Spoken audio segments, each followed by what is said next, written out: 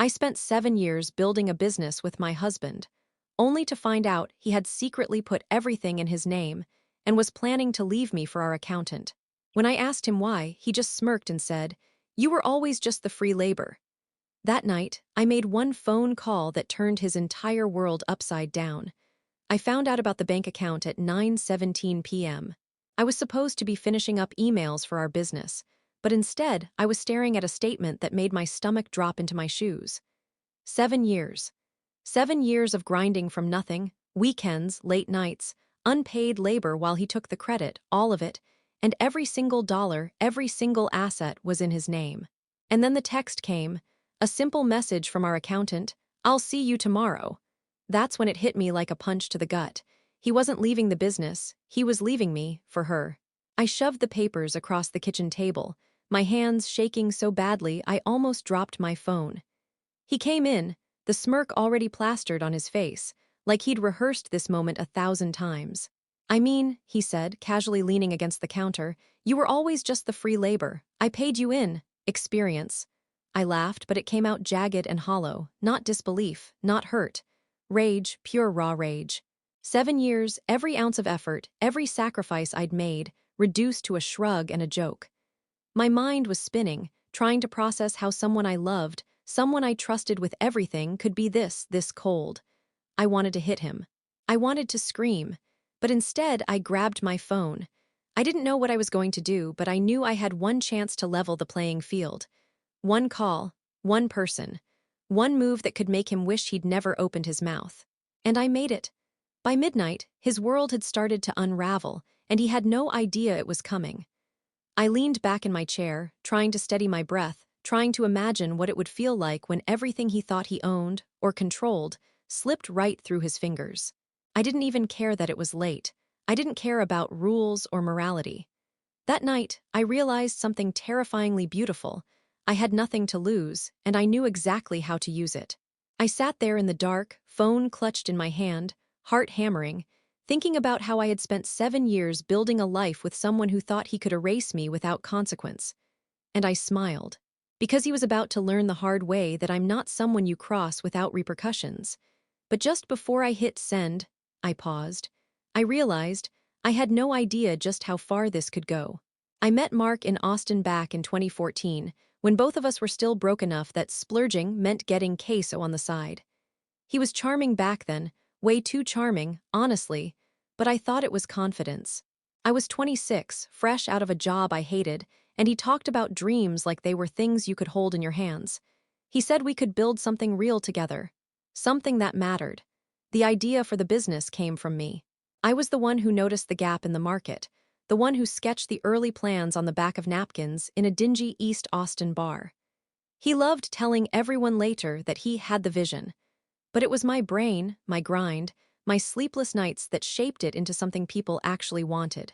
But he had charisma. He could sell anything to anyone. And I guess that's how it started, me doing the work behind the scenes and him taking the spotlight. It wasn't malicious at first. It just happened, then happened again, and again. Until one day I realized I wasn't his partner. I was his silent engine, pushing the whole thing forward while he smiled for photos and shook hands like a politician. Looking back, there were signs. Papers I never saw. Conversations he brushed off. Meetings I wasn't invited to because it would be boring. The accountant, her name is Lauren, joined us 3 years ago. She was smart, sharp, and always way too familiar with him. I remember once joking, "You two act like you're married," and they both laughed a little too hard. But I pushed the thought down because that's what you do when you're in love. You choose ignorance to keep the peace. The business grew fast. Too fast, maybe. Suddenly we had investors, employees, a real office. And every time I tried to make myself more visible, he found a way to nudge me back into the shadows. "Let me handle this. You're better behind the scenes. Don't worry, I've got it." And I believed him. God, I believed him. My friends warned me. My sister once asked, "Are you on the paperwork?" Like officially, I laughed and told her of course, because I trusted him. I trusted the man who promised me we were building a future together. It never occurred to me that he'd be quietly rearranging everything behind my back, putting each piece in place like he was preparing for a fire escape I didn't know existed. 7 years. 7 years of sweat and tears and sacrifice. While he sat there planning his exit route with the accountant, who suddenly had a reason to stay late every night. The night I found the truth, it felt like someone had finally flipped on a light in a room I'd been stumbling around in for years. Every red flag I ignored lit up like neon. Every moment I brushed off came rushing back. Every instinct I shoved down rose to the surface like it had been waiting for me to wake the hell up. And once I saw the whole picture, crystal clear, something inside me snapped, not in a dramatic, movie way, but in a quiet, terrifying way, like ice forming. That's when I remembered the one thing he never bothered to think about. The one loose thread he didn't know existed. The reason the phone call I made that night had the power to burn his entire life to the ground. I didn't plan revenge back then. I didn't even think I was capable of it. But that was before I realized what he'd really been taking from me, and who he'd been taking it with. The days after I found out were a blur of anger and disbelief. I couldn't focus at work. I couldn't sleep. Every time I walked past the office, I imagined him and Lauren sitting in the corner, whispering and laughing like I wasn't even there. It made my stomach twist, but it also lit a fire under me I didn't know I had.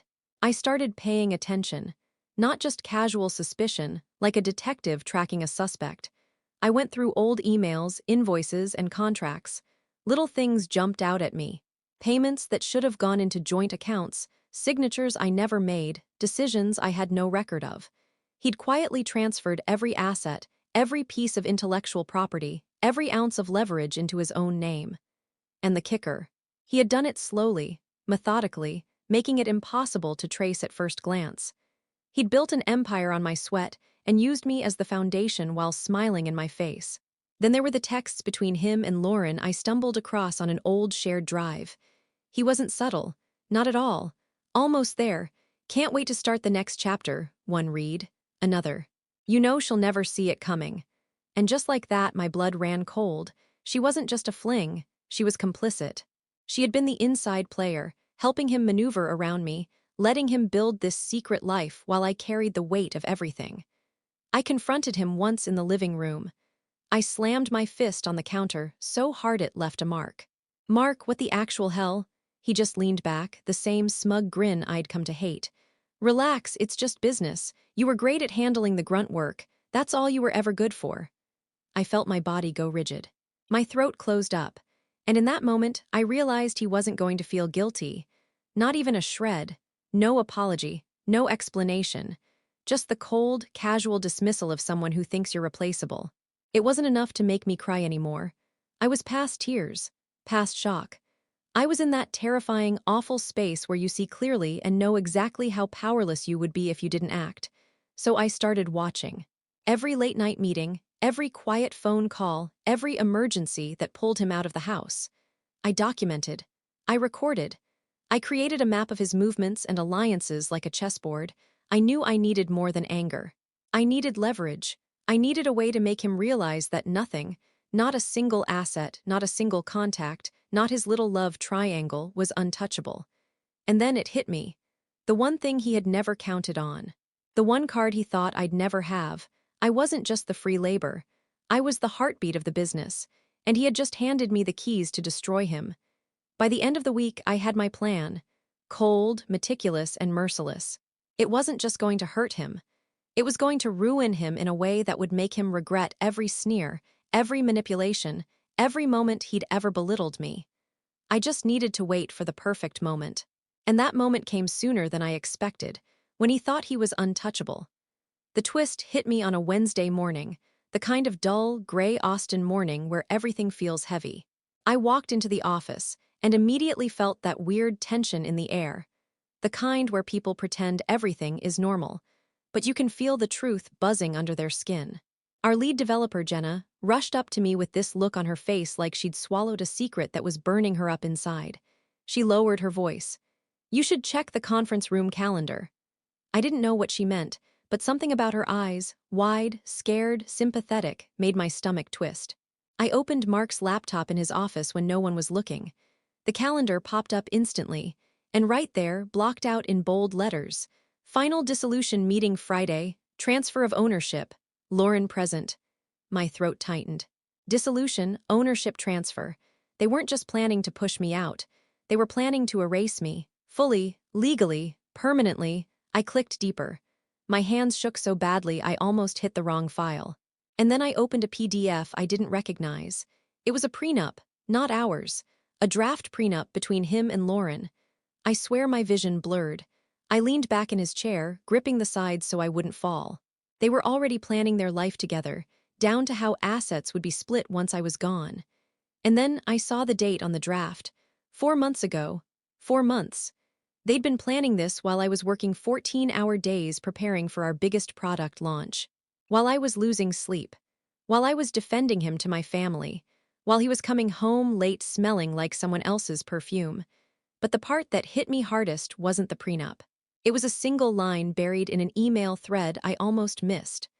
A forwarded message from an investor I personally brought into the company. One I trusted. One who once told me I was the brains behind our entire operation.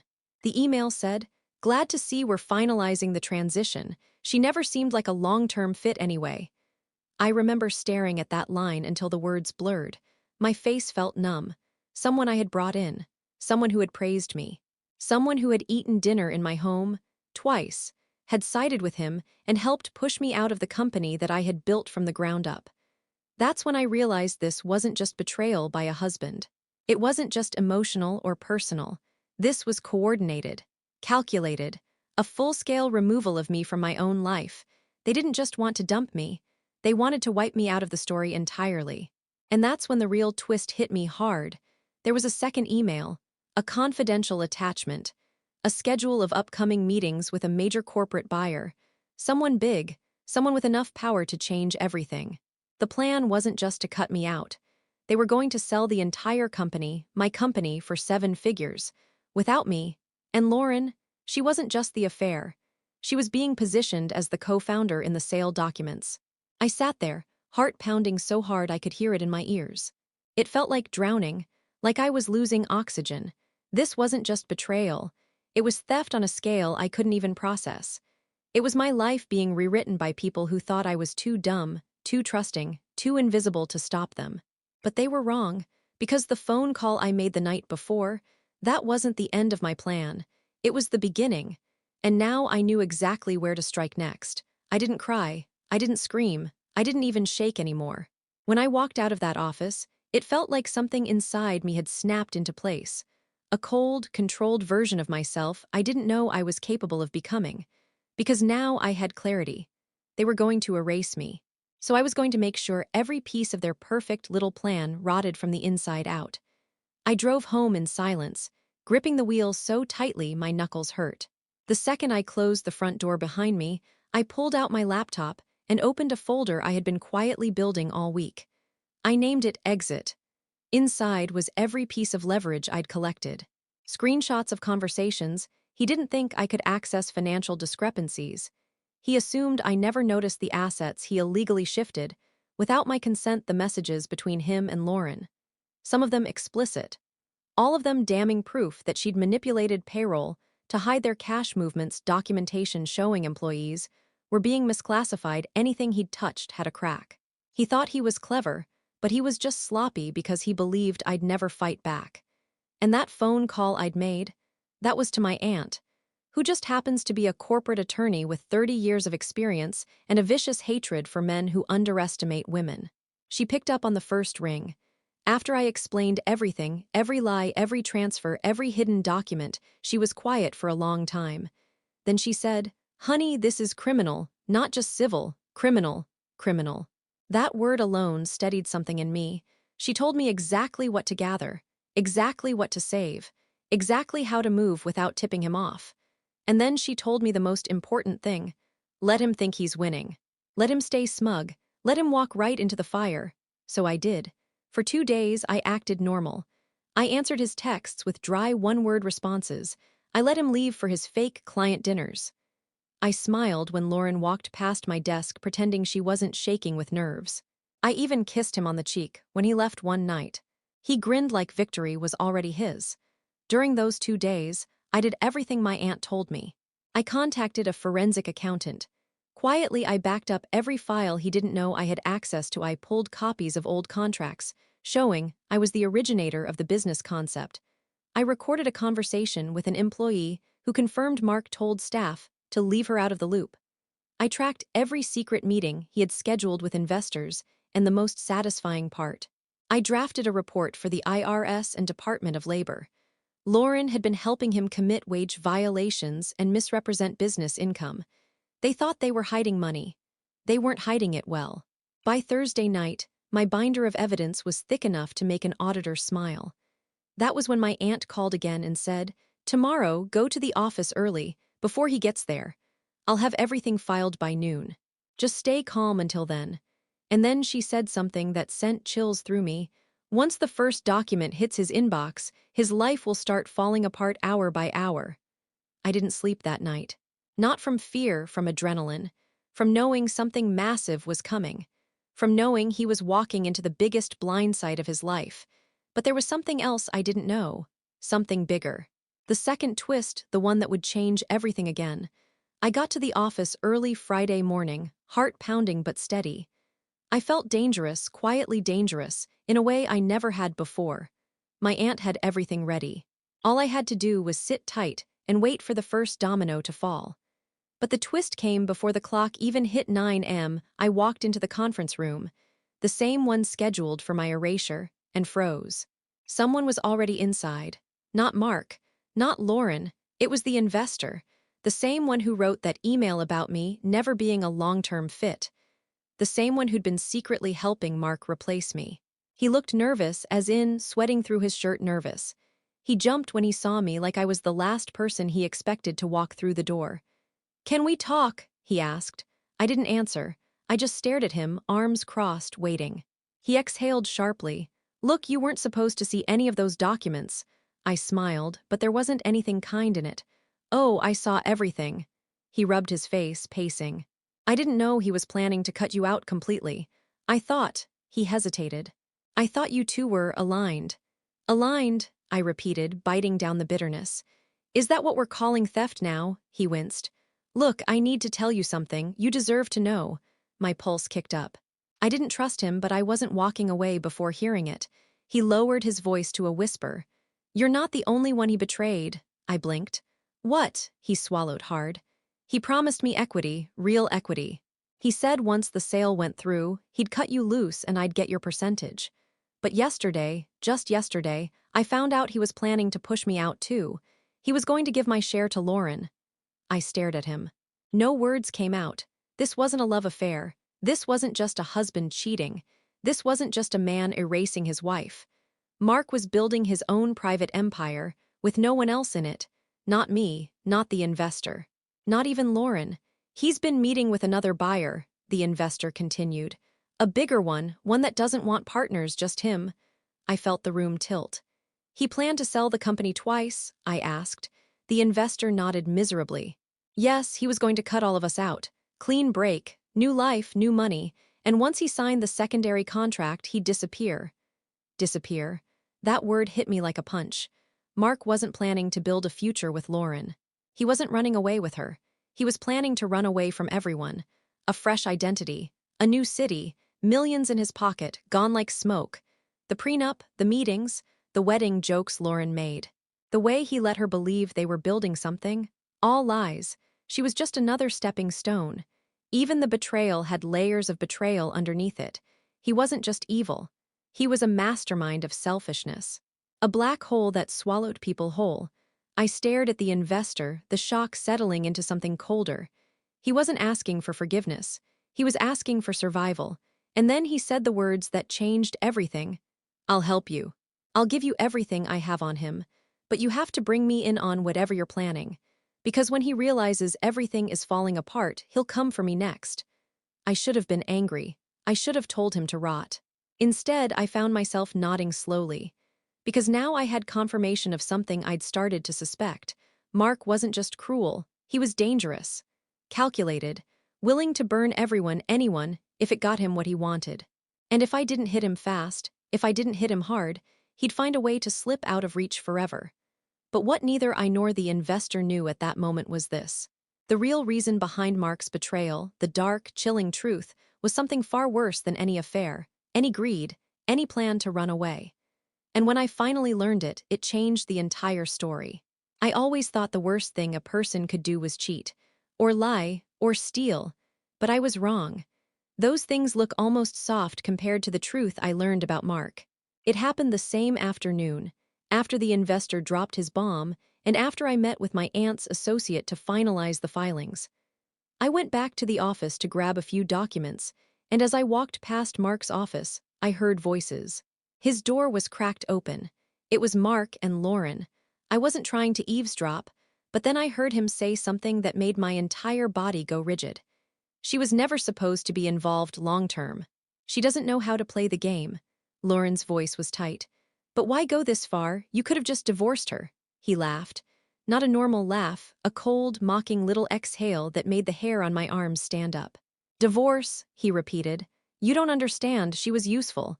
She had contacts, work ethic, family money connections. She was the perfect mule to get the company off the ground. My stomach twisted. And once it scaled, he continued, I didn't need her anymore. She became a liability, emotional, opinionated, wanting credit. I couldn't build a real legacy with someone like that. Useful, mule, liability. I felt sick. Lauren's voice dropped to a whisper. But you told me you loved me, that we were going to build something together. Silence. Then his voice changed, flat, emotionless, like he wasn't even pretending. I said what I needed to say. People like you and her, you follow whatever story you're fed. That's why you're both so easy to manage. My lungs froze. Easy to manage. Then Lauren said the question I didn't know I needed an answer to. So what is this really about? Why blow everything up just to start over alone? His response was quiet, but it hit like a blade. Because I don't want partners. Not ever again. The company is worth far more without attachments. Investors trust a single, decisive founder. Buyers trust a clean slate. Emotion ruins strategy. Emotion ruins strategy. He wasn't just leaving me. He wasn't choosing her. He wasn't even chasing money for the sake of being rich. He wanted control. Absolute control. Complete ownership of everything, resources, narrative, people. And then came the line that gutted me. People slow you down. Emotions slow you down. You keep them close only long enough to get what you want, and then you cut the weight. Cut the weight. That's what I was. Weight. Something to be discarded once he'd squeezed out every last ounce of usefulness. And he wasn't done. I watched her build the entire foundation without realizing I'd already written her out of it. She's smart, but she's naive. All you have to do is make a woman feel needed, and she'll work herself to death for you. I covered my mouth to keep from making a sound. He had never been in love. He had chosen me 7 years ago for one reason. I was useful. And once usefulness ended, his plan was to erase me so thoroughly that I wouldn't even recognize the life I had helped build. There was no guilt in his voice, no remorse. He said those things with the same tone someone uses when commenting on the weather. Cold, clinical, empty. That was the moment the last piece of the puzzle snapped into place. The reason he did what he did wasn't passion or weakness or temptation. It was strategy, calculated cruelty, a worldview where people were nothing but levers to pull. That revelation didn't break me. It focused me. Because now I understood exactly what kind of man I was dealing with. Someone who had spent years planning my destruction. Someone who thought emotions made me weak. He was wrong about that. My emotions were fuel. And they were about to burn his entire life down. Friday morning, I walked into the office like nothing had happened. Smile in place, coffee in hand, acting like I was oblivious to the storm about to hit. Mark didn't notice anything. He was too busy strutting around, handing out instructions, smug as ever, completely unaware that every move he thought he'd made in secret was now being documented, filed, and sent to the right authorities. By 10 a.m., the first emails landed. The IRS, Department of Labor, and state regulators, all copied with every proof of financial misconduct, payroll manipulation, and hidden asset transfers. Mark's inbox lit up like Christmas morning, but instead of presents, it was a snowball of legal hell coming down on him. He tried to laugh it off at first. "This is nothing," he said, shoving his phone into his pocket. But within minutes, I saw the change. The smug grin faltered. His hands trembled. His phone rang nonstop. Calls from investors, lawyers, even employees demanding explanations. Every chain of command he had tried to control was collapsing around him. And Lauren, she bolted the moment she realized she wasn't untouchable either. Her cozy little side with him evaporated. The investor I'd allied with had already sent his own evidence to back me up. Mark wasn't just fighting me now, he was fighting everyone he thought he could manipulate and losing spectacularly. I watched it all unfold from my desk, a quiet storm. I didn't gloat. I didn't celebrate. I just sat there, breathing, letting him feel exactly the helplessness I'd felt for years. 7 years of manipulation, of deceit, of being treated like a tool, gone, erased. I had spent years building a life with him, and in one calculated sweep, I had dismantled the fortress he thought would protect him. By the end of the day, the company was legally secure under my name. The investors who had been loyal to Mark were now backing me. And Mark, he was left with nothing. No equity, no sale, no co-conspirators. Just a realization that he had underestimated me, and that underestimation had been fatal. He tried to approach me the next morning, his usual charm gone, replaced with fear. "Please, we can fix this," he started. I just smiled, soft and calm, the kind of smile that doesn't promise revenge because the damage is already done. "No," I said simply. "You fixed your own downfall. I didn't do anything you hadn't already set in motion." He opened his mouth again, but I didn't let him speak. I walked past him, past Lauren who had been escorted out, past the stunned employees, and out the door. Outside, the sunlight felt like freedom. Clean, sharp, real. I called my sister on the way home. She asked if I was okay. I laughed quietly, not because it was funny, but because finally, after 7 years, I could breathe. "You know," I said, "there's something satisfying about watching someone finally get exactly what they deserve. And the best part, I didn't even have to lift a finger mostly.